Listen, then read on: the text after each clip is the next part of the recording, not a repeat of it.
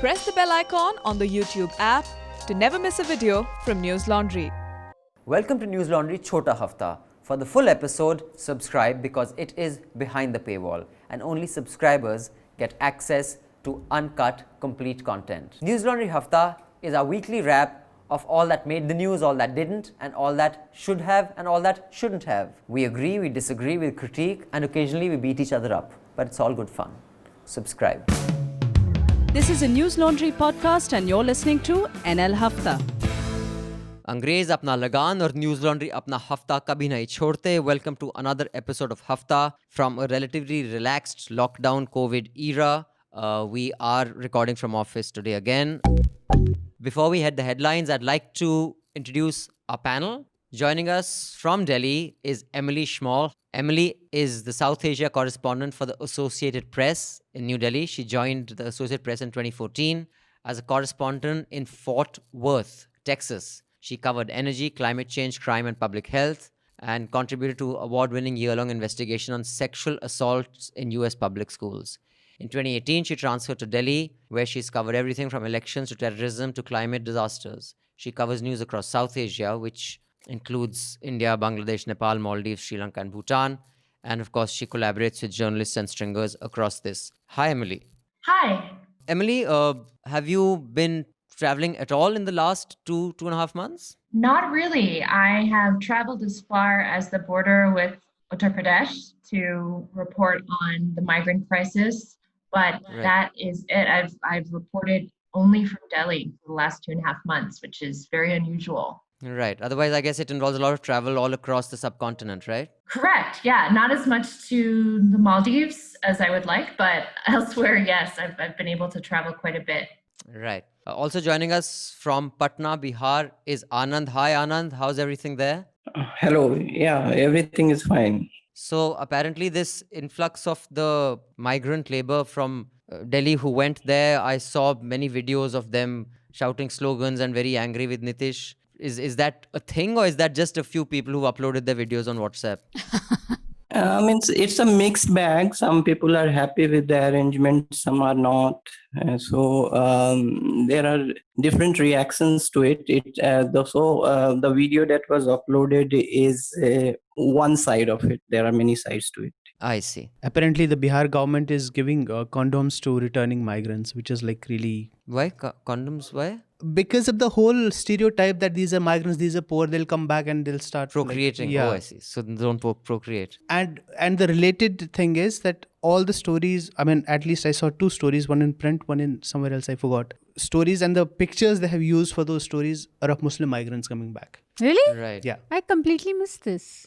So one thing is that around 4,100 positive cases have been detected, and the anxiety of the Bihar government that a lot of them would be migrants is at least statistically true, because 73% of them, 2,900 something migrants of the 86,000 samples. So 5% samples are positive cases. And out of the positive cases, 73% are migrants. So even if not scientifically, at least statistically, their anxieties have proved true. Yeah, the same thing happened in Karnataka. We'll discuss that. Also on the panel is Manisha Pande. Hi, Manisha. Hi, I was just reading this condom story because I was a bit surprised by that. So anyway, the State Health Society executive says that we are distributing condoms and contraceptives as we've noticed that 9 months after March and November, when maximum migrants return for Holi, Diwali, Chhat, there's a big increase in institutional deliveries. I see. So maybe they have some data maybe they want to about that. Decrease on And Mehraj. Hi, Mehraj. institutional Hello. deliveries. So before we, I'd like to start off the discussion in, what's happening. The near miss, did Maharashtra, Mumbai actually dodge a bullet? Maybe Emily can tell us about, US has a lot of experience from cyclones. I remember, in the last few years, there have been a bunch of them that have hit US. And of course, the violence that has erupted as the protests rise in the US. We shall talk about that. But before that, Here are the headlines. Cyclone Nisarga narrowly misses Mumbai, but the Raigad district has been terribly affected. There's been 2 deaths and 3 injured. So not as bad as Amphan, but still quite unprecedented for Maharashtra. This is the first cyclone in, I think, 129 years that's hit the coast. Violent protests erupt in the US. We've had some dramatic visuals play out through the week. This is following the murder of George Floyd, a black man, at the hands of a white police officer. So we can discuss that in detail. India-China tensions continue. There's been some heavy weaponry that has been brought onto the base in Ladakh. The defense minister said that they're going to be in talks and they're going to try and solve this diplomatically, even though there's been an increased presence of Chinese troops. Delhi police has filed 2 charge sheets. One that states that Tahir Hussain is responsible for the killing of IB staffer Ankit Sharma. He's supposed to have been funded by people, about 1 crore, and he's supposed to have also met Umar Khalid at Shaheen Bagh. So there's a lot of conspiracies around the murder of the IB staffer. There's another charge sheet that implicates, among others, Pinjra Tod activists for inciting violence and creating enmity between communities, which finally led to the riots. Uttarakhand CM and 3 ministers are self-quarantining after their colleague tested positive for COVID-19. I think also there's someone in the defense establishment or ministry or secretary. Defense secretary. The defense secretary has also been tested. And was he part of press conferences? There was some fear in the journalism community. Jessica Lal murder convict Manu Sharma will walk out free. That didn't get much coverage, I felt, considering the case that it was. Facebook employees stage virtual walkout. This is again the company's response to President Trump's tweet vis-a-vis what Twitter did. A Dalit girl in Kerala committed suicide after being unable to access online classes. We have a piece on this also, which looks at the difficulties that these students are facing. The Modi government completed 1 year of its second term. This was marked with a lot of celebration in news media, typically, as always. And Narendra Modi also wrote letters to citizens, and there were op-eds from BJP leaders in lots of publications. Amit Shah's op-ed in Times of India made quite a bit of news. I couldn't understand what that graphic was, with that Modi's image and the rainbow deflecting through a prism, hitting coronavirus. I don't know. Maybe someone was trying to be That was a source cheeky. of much joy. Trump terminates US relationship with WHO. India's cases, coronavirus cases, have reached 2 lakh, crossed 2 lakh, with 5,000 deaths, over 5,000 deaths. There was a really sad story of a pregnant wild elephant's death in Kerala after she ate a pineapple filled with explosives. Contrary to news that came out in the beginning, this pineapple wasn't fed to the elephant, but it's generally strewn around in that area to catch wild boars. Still a horrific act, but I think this is one of those things where I think you need to really look at the animal-man confrontation and really look at the nuances of it rather than just have a simplistic view on it. But this is a really tragic story, and it united everyone from the left to right to come together and denounce the elephant killers. Luckily, no one said, why were you silent when 2 elephants were killed in Assam last month? So everyone came together on this. J&K administration revokes PSA against Shah Faisal and 2 other PDP leaders. India expels 2 Pakistani embassy officials on spying charges after arresting a kabootar from the border. I just like to also remind those of you who haven't subscribed yet to please subscribe. I often call you Mufat Khors, so Mufat Khors. Do subscribe if you can afford to, if you have a job, and if you can afford to pay 300 rupees a month, which I'm hoping you can if you have a smartphone or a laptop.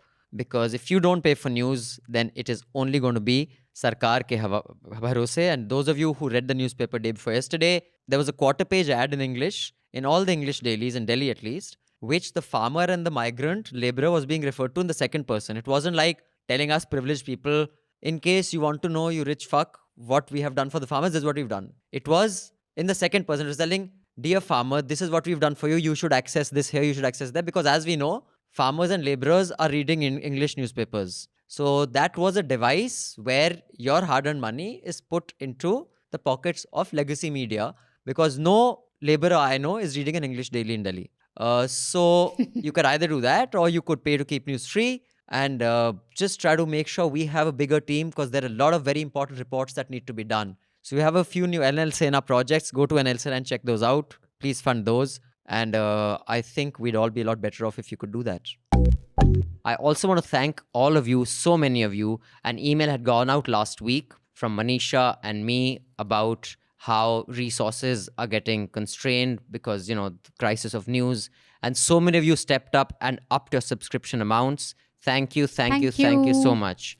We would really appreciate others coming on. Those of you who are listening to this in the Chhota Hafta free version, if you guys can pay to keep news free, trust me, it will impact everybody's life in a good way. So I urge you to please do that. Also, you can gift a subscription. We have so many of you who have chipped in and said those who cannot afford a subscription, like students, I will sponsor it to them. In fact, one of the most generous and recent that came was Balpreet Singh from New Zealand. He's given 30,000 rupees as gift subscriptions to students. So thanks so much, Balpreet. And if you're a student and you're not earning and can't afford a subscription to Newslaundry, go onto our social media. We have this form that we tweet out. Fill in that form with whatever college or school you're in and your ID card. And Balpreet and many people like him who have agreed to sponsor subscriptions for those who can't afford it will be given subscriptions free of cost for a month or 2 months. So thank you for that, Balpreet, and thank you so much, everybody. Okay, so let's just start with, actually there's an email. Let me start with the email. Emily, if you just allow me, I'll just come to you. I want to start with this email that we got from a subscriber who has a small complaint. And Praneeth says, you guys are doing a tremendous job, big supporter of your work, have been going through a podcast and I was not able to find any discussion on George Floyd death. Why was that? You guys have such a brilliant panel and I would love to hear your opinion on it. Praneeth. So Praneeth, actually the reason we didn't discuss this in the last hafta was because the incident had just happened a day before the hafta, or maybe 2 days. And there was so much that had happened in India. There was lots to discuss. So we did kind of mention it, but the protests had not reached the stage that they have now. So we will discuss it now. And we have actually someone from the US who can just give us an idea of what is happening on the ground other than what we see on CNN and Fox every day. So Emily, this particular incident, we've seen a few police officers actually also marching. We've seen a police chief of Miami who said Trump should shut up or whatever. Just shut your mouth. Yeah, just basically, shut up. basically said if you can't say anything constructive that helps, don't say anything. Say anything that. So I mean, we've seen lots of very dramatic visuals and videos. So what's it like there? What do your reporter friends tell you on the ground? Is it that big, or is it just the images that come to us from a handful of cities that make it seem big? No, it's huge. I mean, as you mentioned, before I came to India, I was in this town called Fort Worth, which is a city about 900,000 people just east of Dallas. And it's not a liberal city. It's run by a Republican mayor, and it's an old city with a lot of oil and cattle wealth. And there was a huge demonstration there in which police had to use tear gas to disperse protesters from a bridge that runs through the city center. So the protests aren't happening in just big cities like Los Angeles, New York, Chicago, and Miami. They've reached into second and third tier cities as well.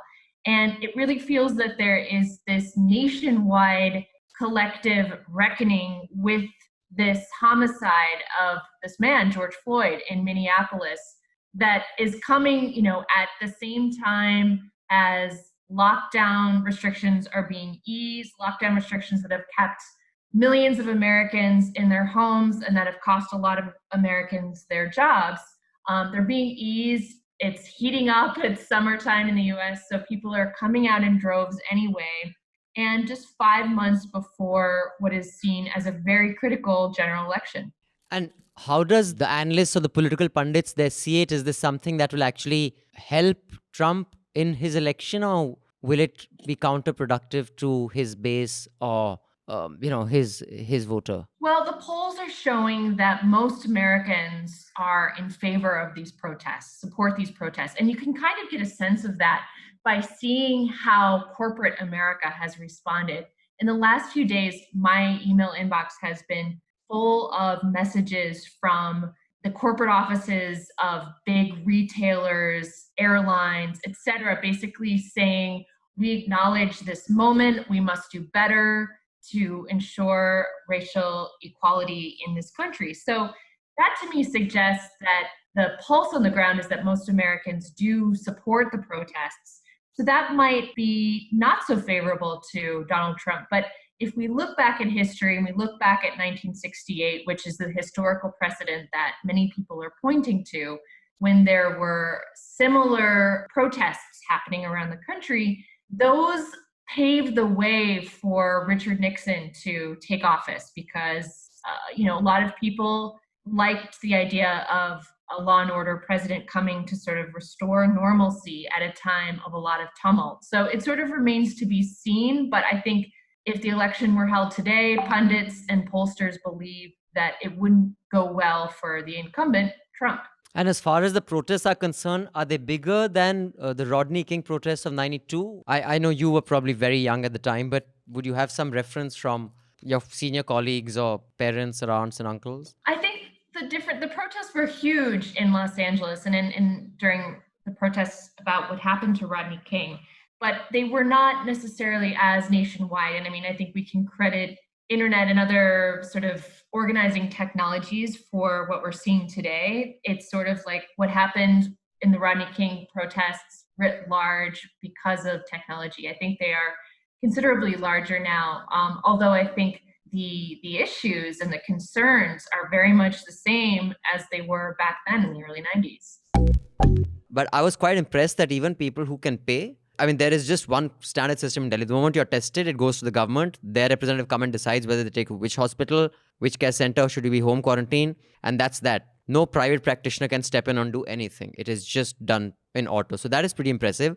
But Delhi is a very small state. I'm not sure whether that is even possible to do in a place like Karnataka or Bihar. Like, okay, let's say the lab sends a test. Kahan bhejenge wo usko lane? Suppose that person is in the middle of nowhere with no roads. Like Delhi mein to within 8-10 hours, a vehicle can reach you. Sometimes it takes 24 hours, sometimes it takes more. But in those states, so I don't think that protocol can happen in other states. It can only happen in a state like Goa or Delhi. In fact, I think other than these two states, it can't happen in any other state. Secondly, you may have read the news that 6 labs have been told to tone down testing or have been told to stop testing. There's a rumor going around the Delhi state may ban private labs from testing. Why this is happening is that the labs do the test and they are supposed to send the details to the nodal officer, and then the nodal officer takes it from there.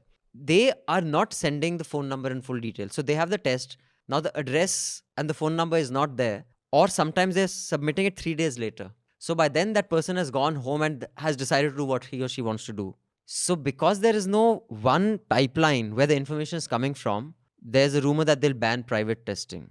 Now that is problematic at many levels. I mean, of course, I understand what their reason is, but from my point of view, I might not, they may be overwhelmed in any case on testing. And they've also stopped asymptomatic testing. Even after the protocol earlier was, you can only be discharged after you've been successfully 2 negatives. Now, after 10 days, if you're feeling fine, without a test, they send you back. And I think that's the protocol over the country. So I don't know whether we can flatten the curve like that. Manisha, you were saying other than India and Brazil, or everybody else has flattened the curve. I don't think we'll be able to flatten the curve. I think India should be ready for a steep rise till a cure or vaccine or herd immunity happens. The only heartening thing is, not heartening, but positive thing is that we have 2 lakh cases now in India, I think. And we've had only 5,000 deaths. Right. So it does seem like at least the mortality rate is in check, even though the infections are... No, but then again, there's a lot of dispute over that. I mean, some people are not even counting like comorbidities at this thing. So, I mean, the data is really fuzzy. So, nobody really knows. But I'm guessing like 5 ka 10 ho jayega. And anecdotal evidence is like Abhinandan also said, in Delhi, I mean, hospitals are full. Same thing seems to have happened in Mumbai also. And now they're not testing after you've died. Exactly. Because they don't want to add to the... Yeah. So we wouldn't even know. We don't even get the data. But still, I mean, people aren't... But I think even by the data that if you see the world over, like when Spain did that random tests of asymptomatic cases, Governor Cuomo did that in New York, it seems that the mortality rate is less than 1%, because by the New York example, I mean, if there are 1.2 million people walking around, then it's not 4 or 5%. It's a little more than seasonal flu is what that Swedish doctor said. I think mortality rates have a lot to do with the civic response to the pandemic. If the mortality rates go up, then even the civic responsibility is better. Means the fear factor plays a role. If the mortality, I think one of the reasons why public pressure for more testing has not been mounted on Bihar government is because of the very low mortality rates. I don't see a lot of panic here. Shweta says, hi team, you guys are doing a great job and have kept me quite busy and thoroughly amused in this lockdown. A heartfelt thanks. I had a question I haven't reached a conclusion to yet. I wish Yoda was real, but you're as awesome. So, should our influencers, namely Priyanka Chopra, Disha Patni and the likes, be called out for the hypocrisy and the selective outrage? I have read both sides and both seem to make sense, but nothing conclusive. All my love and admiration. Thanks, Shweta. Thank you for your subscription. Thank you for your support. We did discuss this in some detail in the beginning, but if any of you on the panel have anything specific to say to Shweta's specific query, that should they be called out for their selective outrage or not? Does anyone want to? Of course, certainly. I mean, there's another aspect to this. One is obviously this is hypocrisy. Everybody can see it, call it out. There's another discussion whenever people say, like, say, for example, there is this big name. Why is he, like you were talking in the context of Michael Jordan, why is he not speaking about this? So the usual response is, I mean, it's his choice. He doesn't want to say. If you're a big name, you have privilege, you have power, you have this thing. It didn't come from the sky. It was the society that gave it to you. Like they say, it takes a village to raise a child, right? So it didn't come from nowhere. So I think, I mean, people may disagree. I think they owe it to society to speak up. It's not a choice. They owe it to us, to the larger society, to speak up, because that privilege, it's the same with economic. It's like somebody saying, I earned this income on my own, so I won't pay the tax. True. There is externalities. That's true. Manisha? I think it's fine for you to mourn something that's happened somewhere which doesn't affect you without being told constantly, oh, why didn't you mourn for this or why didn't you mourn for that? There's a word for such people, it's tragedy hipsters, where you're constantly reminded to mourn for something else when you're mourning for. So, I mean, fine if it has moved you. And it is true that the George Floyd, the whole video is very moving. It really hits you in the face. And you don't have to be black or you don't have to be Indian, or it doesn't have to be your country's problem for you to be moved by it. And I think that's fine. But yeah, of course, we know why celebrities... maybe the celebrities in India, of course, they can't say these same things for Muslims. And like Emily was talking about, it's so systemic in India. It will also mean Arnab Goswami coming at you. It would mean IT cell, going with hashtags on you. Yeah, I think for some of them, that's not necessarily the biggest issue. But yeah, go ahead. I mean, yeah, I'm sure like Kareena Kapoor is probably just doing it too. I don't know why. No. Like I don't expect anything from her in that sense. But maybe like a Shah Rukh Khan or someone, I see where their silence comes from. And I do think it's really... I mean, I won't judge his silence. Then Nisha Parik says, Dear Abhinandan and Newslaundry team, I hope all of you are doing all right in the times of COVID and keeping safe. I've been a Newslaundry content consumer for a long time. I'm really glad that I finally managed to subscribe. Abhinandan's email last week gave me the final push. Well, Nisha, I'm glad you're on board the subscribers and you're paying to keep news free, because like I say, when the public pays, the public is served. And many people like Nisha have actually subscribed last month. We saw a slight surge. It would be fantastic if we saw some more people subscribe and pay to keep news free. Nisha goes on to say, I have a long commute of about 2.5 hours every day to work and back. My favorite thing to do during this is to listen to the Awful and Awesome and NL Hafta. So happy that I'll be able to access the full Hafta now. My drive is so much better with Abhinandan and Rajshree's banter and take on pop culture for the week. I go back to watching many of the recommendations. Since I don't reside in India anymore, NL Hafta is a great and concise source of content on what has happened within a week in India. After all these times, it has been my go-to source for news. It's refreshing to hear different takes. It is so important for media to have an independent voice of its own, to criticize and praise without obvious political or corporate bias. I'm so glad Newslaundry is doing that, and we as subscribers can contribute it to in some way. I look forward to consuming more content now that I'm not a Mufat Khor. Yay, 3 cheers for Nisha not being a Mufat Khor. Although, Nisha, I disagree with you about bias. I do believe we are all biased, but we have our individual biases. Where do you stand on this? How much should Twitter censor? TikTok का भी कोई झगड़ा हो गया था. उन्होंने कुछ video डाल दिया था which was apparently offensive. TikTok YouTube war is quite interesting, but that's completely different. So how much, I mean, and of course there's a legal aspect which I'll go into last. I think it started with the Twitter providing few links to a statement made by Mr. Trump about the rigging thing, the ballot rigging or something like post thing, and Facebook said that one can't do that. I think that was the starting point of it. Mr. Jagabov also said that he may not do that.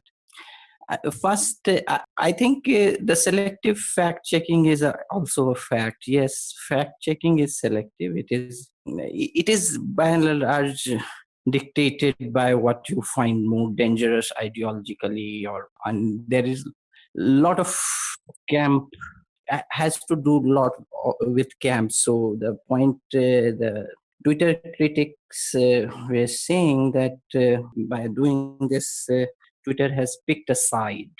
I don't know whether that's accurate or not. I am not inclined to comment on that, but I am commenting on the second part of your of what you said. and that to call out something or not, whether if you see it as bigotry or if you see as being problematic in a context, especially if it is coming from the political head of a country. Coming from a political head of a country, if you see something as problematic and you are ideologically inclined to believe so, then it's okay. What Twitter is also doing, they're not doing it out of the goodness of their hearts or whatever, because I mean, you can clearly see, for example, in India only, they have given blue ticks to like rabid bigots and Islamophobes and all that. So obviously not. Facebook, as we know, I mean, they were heavily indicted for the massacre that happened in Sri Lanka and what happened in Myanmar, right? So these are commercial decisions or ideological decisions, whatever. But I think these are the leaves and branches of the issue. The root of the issue is, if you are in a civilized society, do you accept hate speech? Do you accept bigotry? If you say yes because it's protected by free speech or what, for whatever reason, then I mean that issue is sorted.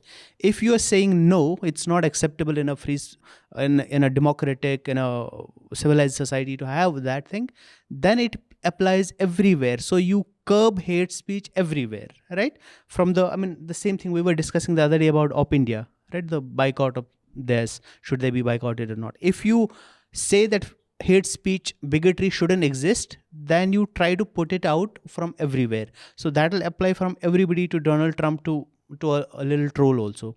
But obviously that's easier said than done. What do you do if it's the same people who are supposed to implement these decisions? If you have taken a decision to stamp out hate speech, if the same people who are supposed tasked with making sure that this doesn't happen, they're the same people, Trump's crowd in US, Modi's crowd in India, if they're the same people doing so, what do you do? Should you give power to the corporations to decide on their own that this should happen and this shouldn't happen? Then again, you are giving states power to a corporation. Sure. That creates another problem in its own.